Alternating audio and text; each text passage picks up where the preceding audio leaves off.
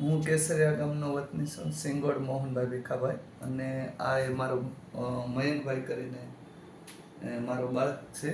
તે અત્યારે હાલમાં એની પરિસ્થિતિમાં એવું હતું કે તેને યાદશક્તિમાં બોલવાની અને એવું બધું તકલીફ હતી ને કંઈ પણ કોઈ પણ વસ્તુ છે તે તેના માટે યાદ નહોતું રહેતું.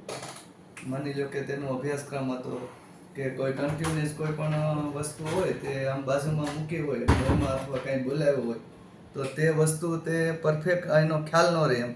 થોડી વાર પછી એને પૂછે કે ભાઈ સામેની વસ્તુ છે તે ક્યાં રાખી છે, તો એ ભૂલી જતો એમ.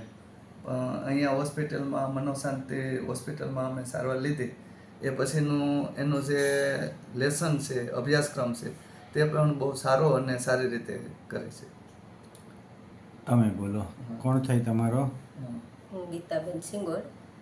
મારો છોકરો છે, એને પહેલાં મગજની બહુ યાદ શક્તિ ઓછી હતી, અભ્યાસ નહોતો મેળ. અત્યારે એને અભ્યાસ હોય છે, આથી દવા લીધી પછીનો અભ્યાસ હોય છે, એને યાદશક્તિ છે ને બહુ જ સારું છે એમ. કેટલો વખત આપણે સારવાર લીધી અહીંયા? 2 વાર લીધી. 2 વાર લીધી, એમાંથી અમને ઘણો બધો રિઝલ્ટ છે, પોણા પગનો છે એમ. શું સારવાર આપી એ કે? સારવારમાં તો આપણે એને માઇન્ડને જે પ્રોબ્લેમ હતો કે પોતાને યાદ ન રહેતું કોઈ પણ વસ્તુ તે, અને બીજું આપણે એને બોલવાની તકલીફ, આ 2 વસ્તુ બરાબર. એટલે તે અત્યારે કન્ટિન્યુઅસ એમ કે બહુ સારું છે એમ. યાદશક્તિનો ને પોતાનો માઇન્ડ છે એ બહુ આમ અતિ, ઘણીવાર કોઈ એને કોઈ વાત કરે તો સીડાઈ જતો એમ. તે ઝઘડા પણ કરી લીધેલા છે, પણ અત્યારે જે અમે એને કોઈ માની લો કે એને કોઈ વસ્તુ કે કંઈ કામ ચીંધીએ કે ભાઈ આ કામ કરી આવ, લઈ આવ, તો તે શાંતિપૂર્વક શાંતિથી જવાબ આપે, લઈ આવે બધું, ને સારી રીતે કામ કરે છે. તું બોલ બેટા, તને કેમ લાગે છે?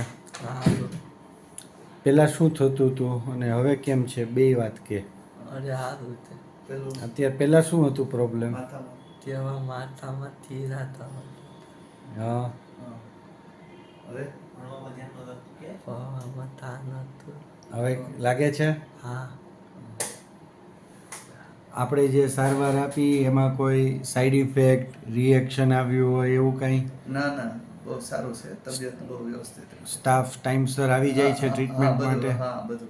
તમને જે બજેટ કહીએ એ બજેટમાં જ સારવાર થાય છે કે?